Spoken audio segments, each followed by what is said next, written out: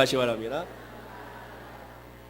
자, 오늘은 요한복음 19장 25절에서 27절 말씀으로 믿음의 가정이라는 제목으로 말씀의 은혜를 나누고 우리가 기도하면서 이번 한 주도 승리로 출발하기 원합니다.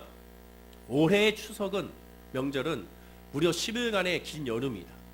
더욱더 놀라운 것은 아직 연휴가 끝나지 않았다는 것이죠. 내일까지 연휴가 이어지고 있는 것을 보게 됩니다. 옆에 분 한번 얼굴 보십시오. 그동안에 살 좀 쪘는지 어땠는지 모르겠습니다. 맛있는 음식을 많이 드신 줄로 믿습니다.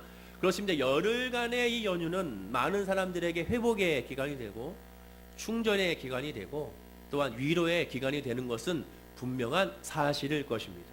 그러나 한편으로는 며느리들에게 또한 주부들에게는 이런 장기 연휴야말로 충격적인 소식이 되지 않을 수가 없을 것입니다. 확실히 추석의 명절의 풍속이 많이 바뀌었습니다. 여러분도 매스컴을 통해서 아시겠지만 같은 명절이지만 한 부류는 온 가족이 해외 장기 여행을 떠나는 가족이 굉장히 많죠. 그래서 영종공학의 최대 인파, 최대의 사람들이 모였음을 계속 연일 방영하는 것을 보게 됩니다. 또한 한 부류는 열흘간 하루 삼시세끼, 결국 30세끼를 걱정해야 되는 그러한 연휴가 된 것을 보게 됩니다. 이 걱정 누가 합니까? 결국 며느리와 주부들이 하게 되는 것을 보게 되고 어머니들이 하게 되는 것을 보게 됩니다. 오늘 저녁은 뭐 먹어야 되나, 오늘 점심은 교회에서 먹어도 되겠지만 저녁은 뭐 먹어야 되나 하는 분들이 있다면, 아이고 내일도 애들이 학교 안 가는구나, 내일은 또 애들 뭐 먹여야 되냐라는 걱정이 있다면 바로 그런 부류가 될 것입니다. 이에 대한 인터넷 매체의 기사 제목이 아주 흥미롭게 다가왔는데요. 이러한 제목의 기사가 있었습니다. 아마 보신 분도 있을 것 같습니다. 조상덕 본 사람들은 이미 다 해외여행 갔다죠 라는 기사 제목입니다. 차례를 지내지 말자라는 것이죠. 이제 차례의 의미가 없지 않느냐. 조상실에게 아무리 섬기고 절해봐야 조상실에게 무슨 복을 받았느냐. 우리가 봐라, 이미 조상신에게 복 받은 사람들은 해외여행 갔지 않았느냐. 우리는 이게 뭐냐. 이런 말을 50대 한 주부가 추석 명절의 긴 연휴 일화에 푸념하고 있는 기사가 나온 것을 보게 됩니다. 실제로 점점점 차례를 지내는 가정의 수가 줄어들게 되는 것을 보게 되죠. 여러분의 추석은 어땠습니까? 가족과 친지들이 모여 예배하며 화목한 나날을 보내셨습니까? 아니면 차례라는 것 때문에 종교적 갈등을 혹시 겪은 분이 있습니까? 또는 종교적인 갈등을 겪지 않으려고 예수 믿는 성도지만 일반적인 불신자처럼 행동하시고 그저 그들과 함께 하지 않았는지요? 추석 명절 친지들을 만나면 자연스럽게 종교적인 갈등이 생길 수밖에 없습니다. 그건 당연한 겁니다. 왜? 차례를 우리는 지낼 수가 없기 때문에 그렇습니다. 조상신에게 절하고 경배할 수가 없기 때문에 그렇습니다. 또 하나는 술문화입니다. 술을 함께 할 수가 없습니다. 처음 예수 믿으면 가족들로부터 반대가 가장 심합니다. 그렇다고 가족이 다른 종교를 믿었기 때문에 그런 것은 아닙니다. 설사 다른 종교를 믿었다 하더라도 그런데 교회 다니는 것만큼은 그것은 반대하는 경우가 굉장히 많은 것을 보게 됩니다. 또한 가족이 무식하거나 비상식적이지도 않습니다. 오히려 상식적이고 교양 있는 가족이 대부분이죠. 그런데도 불구하고 야, 다 좋은데 네가 종교를 갖는 건 좋은데 교회만은 아닌 것 같다, 예수만은 아닌 것 같다라는 그런 사람들이 굉장히 많은 것을 보게 됩니다. 왜 그럴까? 두 가지 이유 때문에 그렇지 않는가라는 생각을 하게 됩니다. 첫 번째 이유는 예수 믿으면 집안에 우환이 더 생긴다는 생각을 갖기 때문에 그렇습니다. 실제로 가끔 그런 일이 일어납니다. 평생 예수를 알지 못했고 교회를 다니지 않았던 사람이 나 이제 예수를 믿겠다고 교회에 나오게 되면 이상하게 예수 믿으면 잘 되는 줄 알았는데 예수 믿자마자 교통사고가 얼마 전에 나고, 또 예수 믿었는데 암병에 걸리고, 예수 믿었는데 갑자기 자녀들에게 문제가 생기고 가정에 문제가 생기고 갑자기 사기를 당하고, 이런 경우가 흔치 않게 일어난다는 것입니다. 우리 교회도 한 성도님이 예수를 믿었는데 예수를 믿자마자 얼마 되지 않아 사랑하는 아내가 갑자기 중환자실에 들어가서 큰일 났습니다, 오래 못 살 것 같습니다는 소식, 준비해야 될 것 같습니다는 소식을 듣게 된 것이죠. 그런 모습을 봤을 때 불신자들은 야 거봐, 네가 예수를 믿었기 때문에 이런 일이 일어난 거야, 네가 예수를 믿었기 때문에 이러한 우환이 생긴 거야, 조상신이 노한 거라고 말하는 경우가 있는 것을 보게 됩니다. 한 가정에 여러 신이 있으면 그 가정은 망하는 거야, 이렇게 말하는 사람들이 있는 것을 보게 되는 것이죠. 그러나 예수 믿지 못하게 만들려는 사단의 회방인 것을 우리는 알아야 됩니다. 평생 예수를 알지 못했고 기도하지 않았고 예배하지 않았던 성도가 교회 나오게 되면 사단은 비상이 걸리게 되죠. 야, 빨리 저 사람 막아라. 저 사람 예배되지 못하게 하라. 여러 가지 많은 것을 통하여, 심지어 평상시에 내가 늘 존경하고 신뢰했던 사람으로 통하여 아픔을 주고 상처를 주는 경우도 보게 되고, 전혀 문제가 없었던 일이 갑자기 불미스러운 일로 터지는 경우를 보게 됩니다. 왜 그럽니까? 그것은 당연한 겁니다. 왜냐? 예수를 믿지 못하게 사단이 역사하는 겁니다. 두 번째 이유는 불신자들은 이상하게 교회 다니는 사람들을 싫어하기 때문에 그렇습니다. 이상하죠. 갈수록 교회 다니는 사람들을 싫어합니다. 타 종교인들에 대해서는 너그럽게 받아들이지만 교회 다닌다 그러면 먼저 색안경을 끼고 싫어하게 되는 것을 보게 됩니다. 아니, 요새는요 좀 달라졌습니다. 나는 예수는 좋은데 교회 다니는 사람들 싫다는 사람들이 더 늘어나고 있습니다. 왜 그럴까? 이 부류는 교회에 와서 상처받는 사람들일 것입니다. 교회에서 또한 여러 가지 문제가 있어서 교회를 나간 사람일 것입니다. 그런 사람들이 결국에는 무교회주의자가 되고 가난한 성도가 되어 나는 예수는 좋지만 교회 다니는 사람들은 싫다라고 말하는 경우가 있는 것을 보게 되죠. 특별하게 나에게 피해를 주지 않거나 영향을 주지 않았는데도 불구하고 무조건 나는 기독교는 마음에 들지 않아, 나는 교회는 마음에 들지 않아, 나는 목사는 마음에 들지 않아, 이런 경우가 점점점 통계를 의해서도 늘어나고 있음을 확인할 수가 있게 됩니다. 왜 그럴까? 그것은 사단의 거짓 영이 미혹하기 때문에 이렇다고 성경은 분명히 말씀하게 됩니다. 사단은 미혹의 영이기 때문에 우리의 영을 미혹하게 만드는 것이죠. 많은 언론을 통하여 교회의 부조리나 목사들의 성적 타락과 물질적인 타락이 연일 보도되고 있는 것을 보게 됩니다. 또한 성도들의 불찰로 말미암아 예수 믿는 것을 반대한 이유도 결국 나타나게 되는 것을 보게 되는 것이죠. 지난 화요일에 저는 완도에 처갓집에 내려갔었습니다. 월요일날 내려갔다가 수요일날 새벽에 올라왔는데요. 화요일 온 가족과 함께 완도 타워에 가게 됐습니다. 완도 타워가 굉장히 좋습니다. 한번 나중에 한번 가보시면 좋은데, 거기 케이블카도 있어가지고 올라가는데 무려 48명이 타고 올라가요. 좋아요. 그런데 그 올라가는 그런 곳이 너무 좋다 보니까 여기저기서 명절이다 보니까 사람들이 몰려들게 되니까 주차 시설이 부족하게 되죠.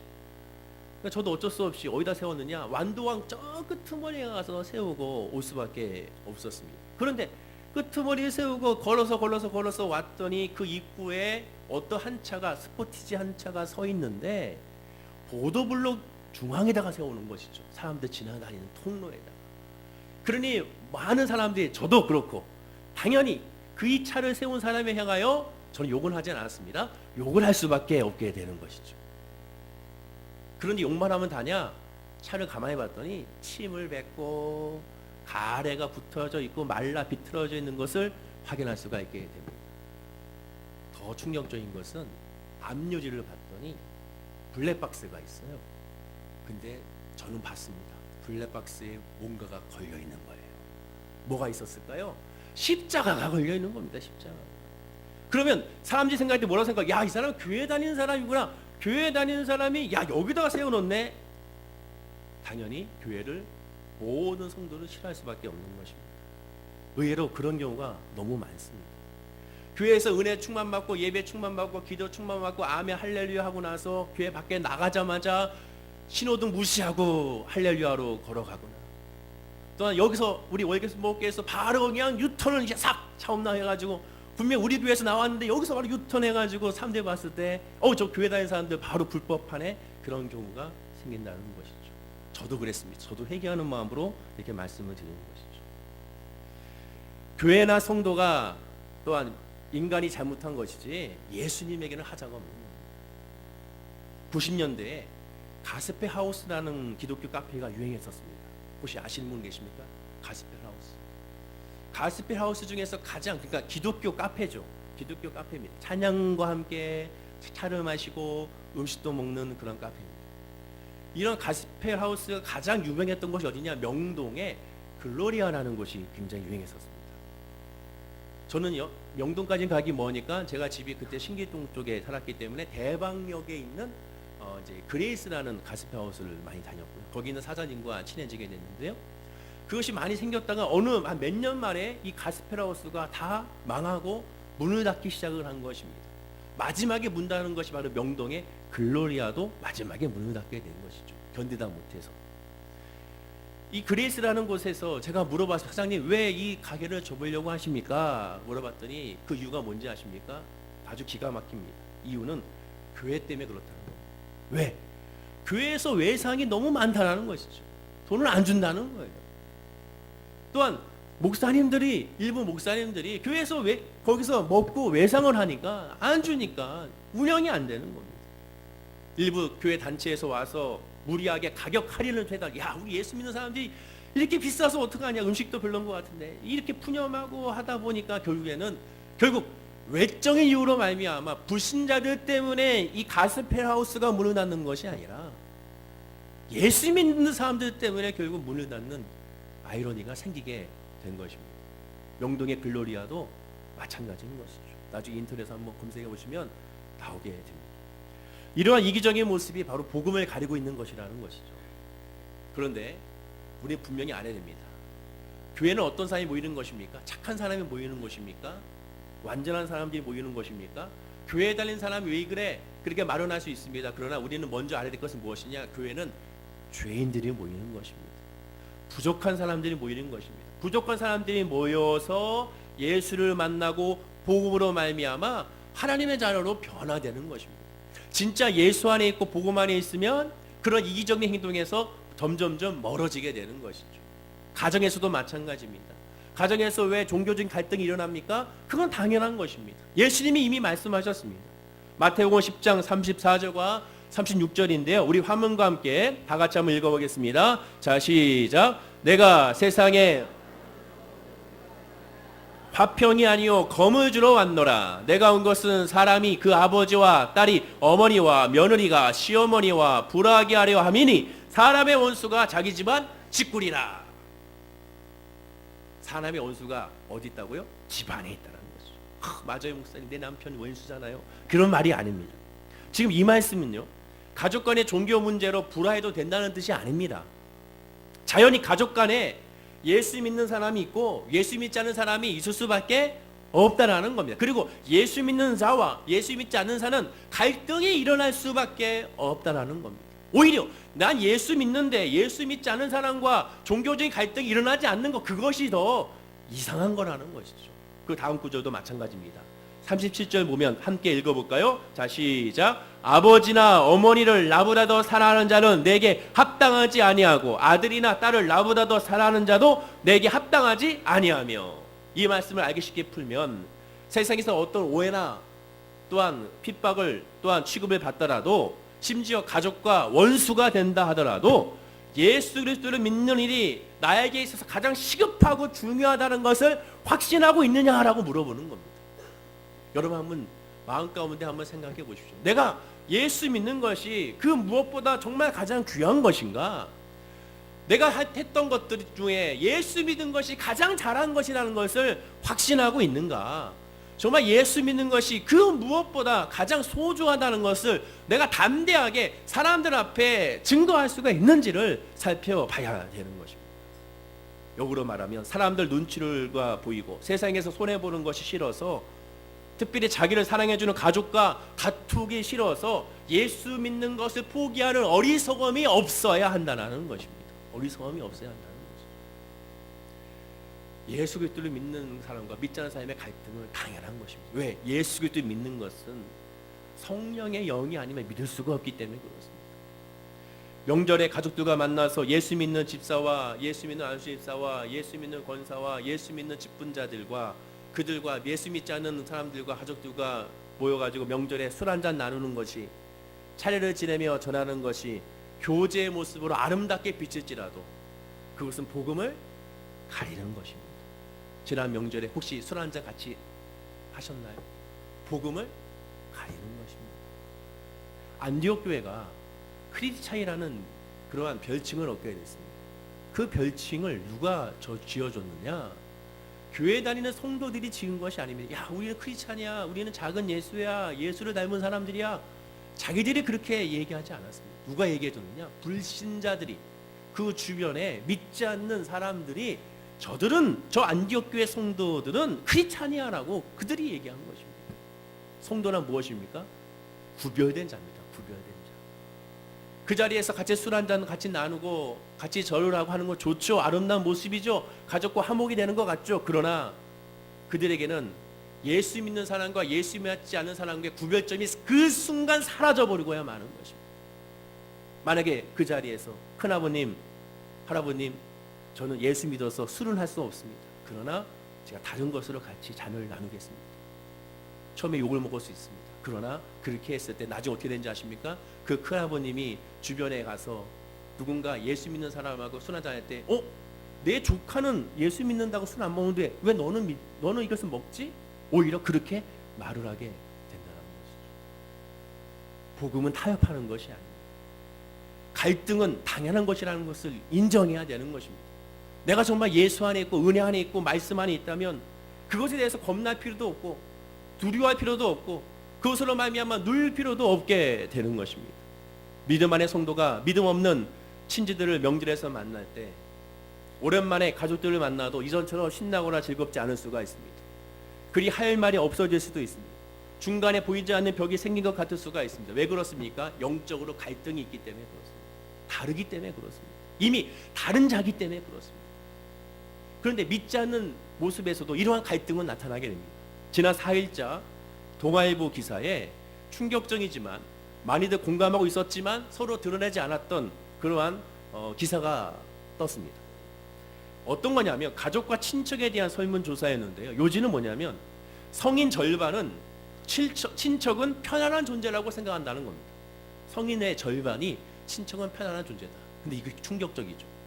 10년 전에는 친척은 편안한 존재가 50%가 아니었습니다. 10년 전에는 79%가 친척은 편안한 존재라고 생각했는데 10년이 지난 지금은 50%가 친척은 편안하다고. 나머지 그럼 편하지 않다는 것이죠. 자세히 말씀드리면 9년 전에 비해서 불편한 존재라고 여기는 비율이 훨씬 높아졌습니다. 9년 전에, 즉 10년 전에는 친척이 불편한 존재였다고 하는 응답자가 9.2%였는데 올해는 22.9%였다는 것이죠. 친척을 만나도 편하지 않다는 겁니다. 친척을 어떤 관계로 생각하느냐? 의례적인 관계로 생각하는 사람이 38.2%, 사교적인 관계로 생각하는 사람이 30.1%, 사랑의 공동체의 관계로 생각하는 사람이 세상의 3.3%. 즉 의례적인 관계와 사료적인 관계로 생각하는 사람이 합치면 68.3%, 거의 70%가 직계가 아닌 친척에 대해 생각할 때 남과 같은 생각을 한다는 것입니다. 친척과의 갈등이 있는가의 질문에 10명 중에 8명이 갈등이 있다는 것이죠. 여기도 10명 중에 8명은 이 통계에 의하면 갈등이 친척과 있다는 겁니다. 그럼 그 갈등의 핵심이 뭐냐? 갈등에 있어서 가장 많은 31%가 뭘까요? 돈 문제, 돈 문제. 어디 가나 이 돈이 문제인 것이죠. 점점 친척이 되는 것이 아니라 친적이 돼가고 있는 시대가 오늘날의 시대가 되고야 말았던 것입니다. 왜 그렇습니까? 서로 간의 가치관이 빠르게 달라지고 있음을 보게 됩니다. 오늘 본문을 보면 가족과 친척의 범위를 예수님께서 이렇게 설명해 주고 있습니다. 오늘 본문 26절과 27절 말씀인데요. 다 함께 한번 읽어보겠습니다. 시작. 예수께서 자기 어머니와 사랑하는 제자가 곁에 서 있는 것을 보시고 자기 어머니께 말씀하시되 여자여 보소서 아들이니다 하시고 또 그 제자에게 이르시되 보라 내 어머니라 하신대 그때부터 그 제자가 자기 집에 모시니라. 예수님은 십자가에 달려 운명하시기 직전에 육신의 어머니 마리아를 생각하게 됩니다. 그래서 요한에게, 사랑하는 제자 요한에게 예수님의 어머니 마리아를 부탁하게 됩니다. 이제는 너의 어머니다 보살펴 달라고 부탁하게 되죠. 그러자 요한이 어떻게 했습니까? 그때부터 그 제자 요한이 자기 집에 모셨더라고 말씀하게 됩니다. 이 말씀이 단순히 윤리적인 효도 사상을 강조하는 말씀이 아닙니다. 자, 여러분 이 말씀처럼 예수님이 어머님을 이렇게 극진히 사랑하고 극진히 생각했으니 여러분도 어머니를 아버지를 이렇게 극진히 사랑하고 생각해야 됩니다. 그 말씀이 이 말씀의 핵심이 아닙니다. 예수님의 이 말씀은 너희들의 가족이 누구냐에 대해서 말씀해주고 있는 것입니다. 믿음의 가족이 어디까지가 있는가, 믿음의 가족의 범위가 어디까지인지를 설명해주고 있는 것입니다. 이미 예수님은 사마리아인의 비유를 통하여 이웃의 범위를 설명해 주셨습니다. 사마리아의 비유를 통하여 너의 이웃이 누구냐, 그 이웃이 어떤 사람이냐, 그 이웃에게 어떻게 대해야 되는지를 이미 설명해 주셨습니다. 즉 제사장이나 바리새인들처럼 동정이나 자기가 좋아하는 자만 이웃으로 삼으면 안 된다는 것이고, 자기에게 이로운 자만 이웃으로 삼으면 안 된다는 것이고, 누구든은 현실적인 신분과 위치와 돈과 명예와 학력과 직업과 모든 것을 다 떠나서 내 옆에 있는 사람이 내 이웃이라는 것을 알고 그들을 섬기라라고 예수님은 말씀해주고 있게 되는 것입니다. 내 이웃이 누굽니까? 멀리 찾을 것 없어. 바로 옆에 있는 사람이 내 이웃이 되는 것입니다. 옆에 분에게 인사할까요? 당신은 내 이웃입니다. 인사하시기 바랍니다. 그런데 지금은 이제 예수님은 이웃의 범위가 아닌 가족의 범위를 말씀해주고 있습니다. 가정의 범위가 어디냐? 전혀 혈연 관계가 없음에도 불구하고 사랑하는 제자 요한이 예수의 어머니 마리아를 어머니로 섬기고 있습니다. 즉 무슨 뜻입니까? 피를 나누지 않아도 예수 안에서 모두가 한 가족이라는 겁니다. 우리 모두가 다 예수 안에서 다 직계 가족이라는 것입니다. 예수님의 가르침은 여기서 그치지 않습니다. 하나님의 말씀을 보면 호세아 3장 1절과 3절 말씀인데 우리 화면과 함께 읽어보겠습니다. 시작. 여호와께서 내게 이르시되 이스라엘 자손이 다른 신을 섬기고 건포도 과자를 즐길지라도 여호와가 그들을 사랑하나니 너는 또 가서 타인의 사랑을 받아 음녀가 된 그 여자를 사랑하라 하시기로 내가 은 15개와 보리 한 호멜 반으로 나를 위하여 그를 사고 그에게 이르기를 너는 많은 날 동안 나와 함께 지내고 음행하지 말며 다른 남자를 따르지 말라 나도 내게 그리하리라 하였노라. 호세아 선지자는 이스라엘이 우상을 숭배하며 또한 이방신을 섬기는 것을 향하여 음란한 여인으로 비유하여 설명하고 있습니다. 영적으로 음란하게 타락했음을 강조하고 있고 회개하라는 것이죠. 그리고 동시에 개인적으로는 하나님께서 호세아 선지자에게 명령하셨습니다. 호세아야, 너는 음란한 여인인 고멜을 아내로 맞아들이고 또 이 고멜에게서 낳았던 자녀들을 너의 자녀로 삼으라라고 하나님은 호세아에게 명령하게 됩니다.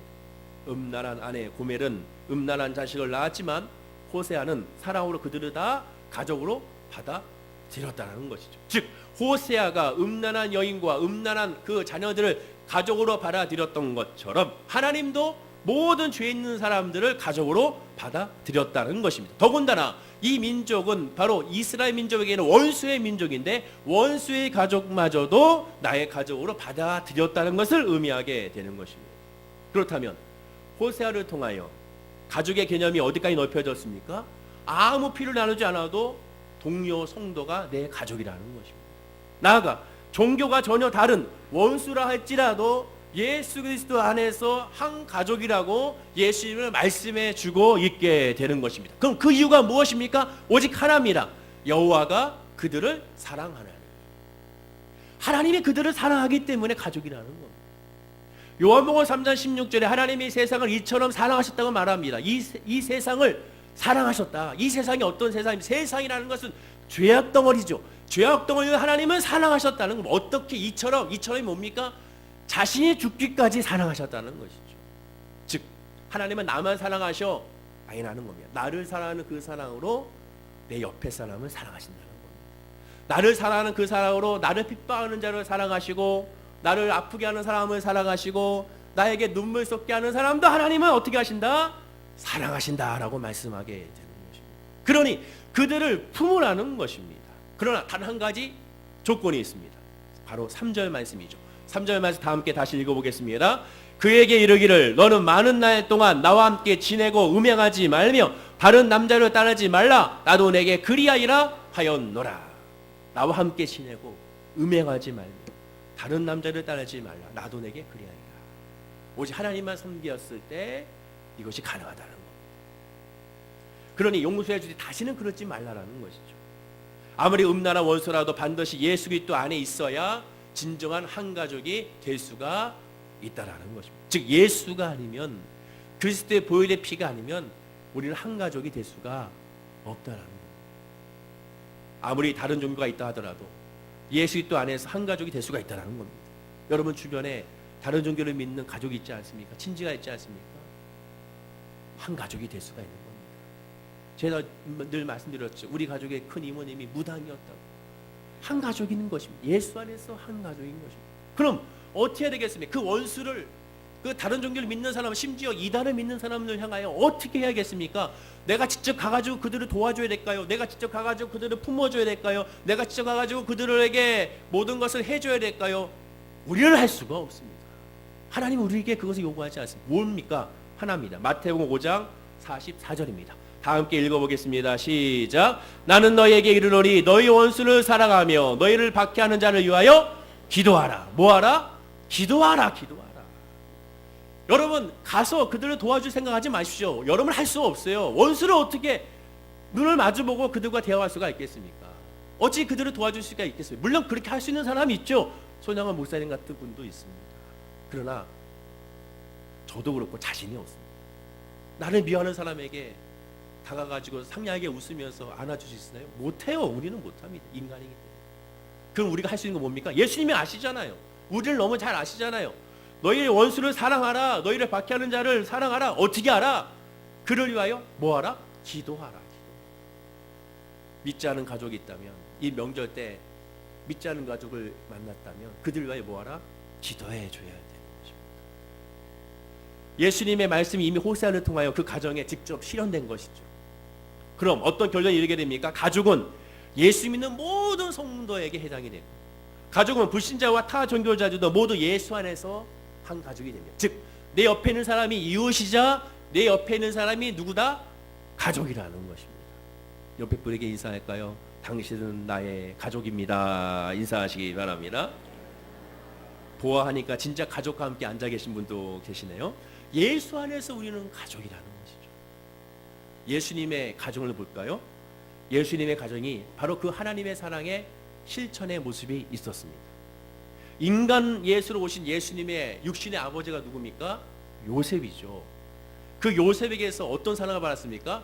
이런 사랑을 받았습니다. 요셉에게서. 요셉은요, 물론 꿈에 천사의 계시를 받았습니다. 정혼녀 마리아의 잉태에 대해서, 야, 이것은 다른 남자에 의해서 잉태된 것이 아니라 성령에 의해서 잉태된 것이다 라는 그런 계시를 요셉이 받았습니다. 요셉이 마리아가 임신했다는 소식을 듣고 당연히 그 관계를 끊으려고 했습니다. 그건 당연한 것이죠. 어느 남자가 그것을 용납할 수가 있겠습니까? 근데 그 마리아를 알기 때문에, 마리아를 사랑하기 때문에 가만히 끊으려고 했습니다. 조용히 끊으려고 했습니다. 그것을 알고 천사가 계시하여 꿈에 나타나, 아니다, 지금 잉태는 다른 남자가 아닌 성령으로 말미암아 하나님께서 잉태케 한 것이다 라는 것을 알려주게 됩니다. 그럼에도 요셉은 연약한 인간이기 때문에 그러면 안 되는 줄 알면서도, 또 사실이 아닌 줄 믿으면서도 불현듯 의심의 연기가 피어오를 수밖에 없죠. 왜? 인간이기 때문에 그렇습니다. 또한 본인을 확실하게 믿는다 하더라도 주변에서 이러쿵저러쿵 하게 되면, 야, 이상하다, 저 예수는 아빠는 안 닮은 것 같아, 그런 말 한마디 듣게 되면 인간인지라 또 생각하게 되는 것이죠. 믿음은 들음에서 나지만 불신도 들음에서 나기 때문에 그렇습니다. 그러나 요셉은 믿음으로 잘 감당해냈습니다. 요셉은 믿음으로 그 모든 것들을 다 예수를 잘 키워낸 것을 보게 되는 것이죠. 쉽게 생각하면 안 됩니다. 아, 예수는 하나님의 아들이니까 당연히 잘 키웠겠죠. 아니라는 것이죠. 아니라는 것이죠. 그런데 마리아의 믿음을 마리아를 칭찬하지만 저는 오히려 요셉의 믿음도 그에 못지않게 대단하다고 생각하게 됩니다. 그 믿음도 우리가 본받아야 되는 것이죠. 즉, 구약에서는 호세아가 하나님의 마음을 대변했다면 신약에서는 요셉이 이런 하나님의 마음을 대변한 것입니다. 너의 가족이 누구까지 있느냐? 모든 사람이 다 가족이라는 겁니다. 요셉은 또 호세아와 함께 원수까지 살아가여 가족으로 삼으라는 주님의 말씀을 따른 믿음의 사람이었다는 것이죠. 원수까지 사랑하고 가족이 되어야 할 이유는 너무나도 분명하고 간단합니다. 모든 인간은 하나님의, 또한 하나님의 믿음 안에, 하나님의 말씀 안에 이어진 한 핏줄이기 때문에 그렇습니다. 하나님은요, 극도의 죄악에 빠진 도성 니느웨의 모든 사람을 사랑하셨습니다. 어떻게 사랑하셨느냐? 그 땅에 있는 육축도 사랑하고 심지어 하루 만에 시드는 호박 농풀도 사랑하신다고 하나님은 말씀해 주셨습니다. 왜? 인간은 하나님의 자녀이기 때문에 그렇습니다. 누군가를 사랑하면 그 사람의 모든 것이 다 좋아 보이지 않습니까? 그 사람이 입은 모습도 이뻐 보이고, 그 사람이 먹는 모습도 이뻐 보이고 그 사람이 하는 행동 하나하나가 귀여워 보이고 이뻐 보일 수밖에 없는 하나님이 우리를 바라보실 때 그렇게 바라보시게 된다는 것입니다. 결론을 맺겠습니다. 지금 여러분의 가정은 어떤 모습인가? 예수 믿었다고 집안 식구들이 벌떼처럼 일어나 반대하고 핍박하는 그러한 가정인가? 아니면 부딪힘이 싫어서 그런 가족과 부딪힘이 싫어서 가족과 친지들 앞에 아무 소리 안 하고 있는 그런 모습인가? 아니면 부딪힘으로 집안 식구가 도리어 지금 원수가 돼가고 있는 상태가 되고 있는가? 예수 믿는다는 이유로 핍박을 받고 욕을 받고 무시당하는 것에 겁낼 필요가 없어요. 그것은 당연한 거기 때문에 그렇습니다. 그때 어떻게 되냐? 기뻐하고 즐거워하십시오. 그리고 기도해 주면 되는 것입니다. 달게 받고 기도해 주십시오. 저들이 아직 하나님을 몰라서 그렇습니다. 복음을 몰라서 그렇습니다. 예수를 몰라서 그렇습니다. 그러니 하나님 저들이 예수 믿게 내 가족이 예수 믿게 주여 인도해 주십시오라고 기도해 줘야 되는 것입니다. 누구처럼 호세아와 요셉같이 돼야 된다는 것입니다. 예수님의 시각으로 예수님 마음으로 보게 되면 모두가 다 궁일이 여기는 궁일한 백성이 됩니다. 예수 믿는 이유로 받는 모든 것들은 분명히 예수님께서 다 회복시켜 주시고 다 응답 주시고 열매로 맺게 해 주시게 될 줄로 믿습니다. 즉 복음의 은혜로 다 갚아 주신다는 것이죠. 기독교의 부흥의 길은 따로 없습니다. 성령 안에서 성도의 가정, 내 가정만 먼저 믿음 안에 있으면 됩니다. 여러분의 가정이 믿음 안에 있으면 됩니다. 여러분의 가족 중에 믿지 않은 가족이 있다면 그 사람 예수 믿게 하면 되는 겁니다. 그를 위해 해야 될 건 무엇입니까? 주님께 기도하면서 지혜를 달라고 하고 환경을 달라고 하고 때려 달라고 하여 기도하고 기도하는 그 줄을 놓치지 아니하면 마침내 때가 이랬을 때 하나님의 은혜로 말미암아 그 가정이 예수 안에서 여호수아 같은 축복의 가정이 될 줄로 믿습니다. 만약 이번 명절에 그렇게 하지 못했다면 이번 명절에 같이 술잔 나누며 즐거운 시간을 보냈다면 이번 명절에 같이 절을 하면서 가족과 함께 즐거운 시간을 보냈다면 다음부터는 예수 그리스도를 믿는 빛과 소금의 역할로 그리스도의 대사의 모습으로서 그들에게 나아가 그리스도의 믿는 성도의 모습을 그들에게 담대하게 보이고 그리고 간증하고 기도할 수 있는 그런 우리 성도님이 되기를 간절히 축원하고 기도드립니다. 기도하겠습니다. 아버지 하나님, 믿음의 가정은 모든 사람들이 믿음의 가정으로 바로 서야 됨을 알 수가 있었습니다. 우리의 가족은 내 옆에 있는 사람이 우리의 가족이고 예수 안의 가족이고 이웃임을 또한 깨달아 알 수가 있었습니다. 늘 믿음 안에 하나님의 말씀 안에 늘 성령 안에 있는 우리 모든 성도님들이 될 수 있도록 주여 붙잡아 주시옵소서. 늘 예배하게 하여 주시고 늘 기도하게 하여 주시옵소서. 하나님의 뜻이 무엇인지 하나님의 음성이 무엇인지 하나님께서 나에게 무엇을 원하시는지 늘 귀 기울이고 그 말씀을 따라가고 하나님을 따라가는 역사가 우리 성도님들의 믿음의 역사가 되게 하여 주시옵소서. 그러기 위해서는 먼저 내가 예수 안에 있어야 될 줄로 믿습니다.